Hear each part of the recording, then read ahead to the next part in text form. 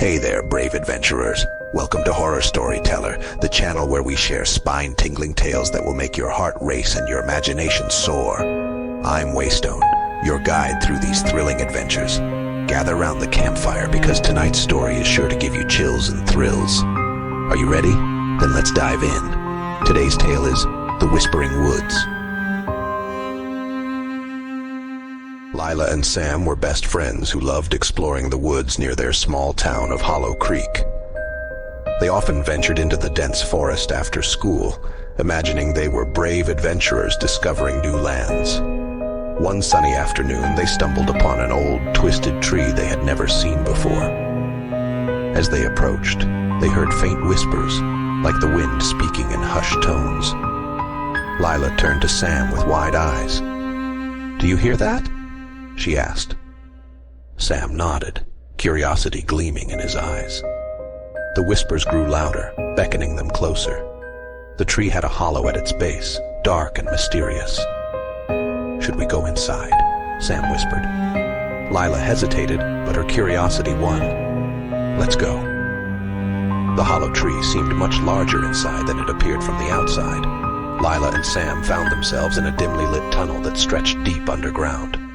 The air was cool and damp, and the whispers echoed around them. "Hello?" Lila called out, her voice trembling slightly. No response, just more whispers. They walked further, and the tunnel opened into a cavernous room with glowing fungi on the walls, casting an eerie green light. In the center of the room stood an ancient chest, covered in cobwebs. "Should we open it?" Sam asked, his hand hovering over the lid. Lila took a deep breath. "Let's do it together." As they lifted the lid, a cold gust of wind rushed out, blowing out the fungi's glow. Inside the chest lay an old, dusty book with strange symbols on its cover. Sam picked up the book and the whispers grew louder, almost frantic. "Maybe we should take this back home and see what it says," he suggested. Lila agreed, and they carefully placed the book in Sam's backpack. As they exited the hollow tree, the whispers faded, but a sense of unease lingered. Back at Sam's house, they opened the book on his desk. The symbols inside were unlike anything they had ever seen. Each page seemed to pulse with a strange energy. Lila found a page with a picture of the twisted tree and read aloud. "The Tree of Whispers, guardian of the forgotten spirits. Beware the curse that binds it." As she finished reading, a chilling breeze swept through the room, and the lights flickered. "I think we need to return the book," Sam said, his voice shaking. That night, Lila woke to the sound of whispers in her room. She sat up and saw shadows moving across the walls, twisting and turning. Fear gripped her heart as she realized the whispers were coming from the book they had brought home. The next day, she rushed to Sam's house.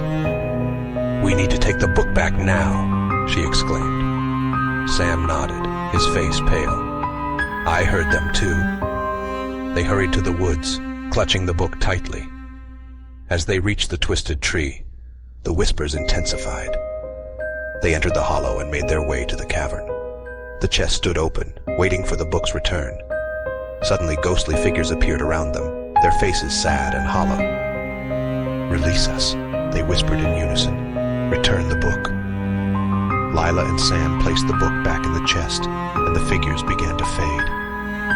"Thank you," one whispered, before disappearing completely. Just as they were about to leave, a deep, ancient voice echoed through the cavern. "You have freed the spirits, but beware. The guardian of the tree will not be pleased." Lila and Sam exchanged worried glances. "Who's the guardian?" Lila asked, her voice trembling. "The one who cursed the spirits," the voice replied, "and now it knows you are here." As they emerged from the hollow tree, the forest around them seemed darker and more menacing. Shadows moved between the trees, and the air was filled with an unsettling silence.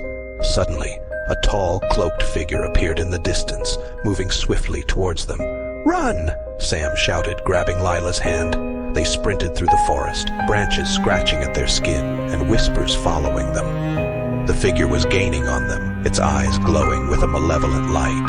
They reached a clearing and found themselves trapped, the cloaked figure closing in. "You should not have meddled," it hissed, raising a gnarled hand. Desperate, Lila remembered the book's warning.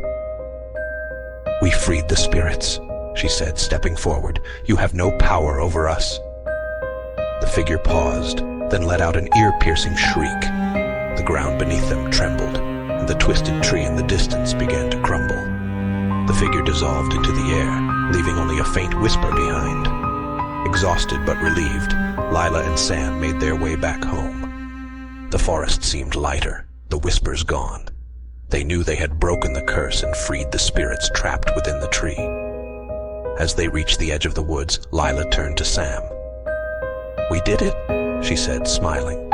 Sam nodded. "But let's stick to exploring the meadow for a while." They laughed, the memory of the adventure lingering but the fear dissipating. They had faced the whispers and emerged victorious for Well, that was a spooky adventure, wasn't it? Remember, the best stories are the ones that make you think and leave you wanting more. If you enjoyed today's tale, don't forget to give us a thumbs up and subscribe to Horror Storyteller for more hair-raising adventures. And make sure to hit the notification bell so you never miss a new story. Until next time, keep your lanterns bright and your imaginations even brighter. Sweet dreams, little adventurers.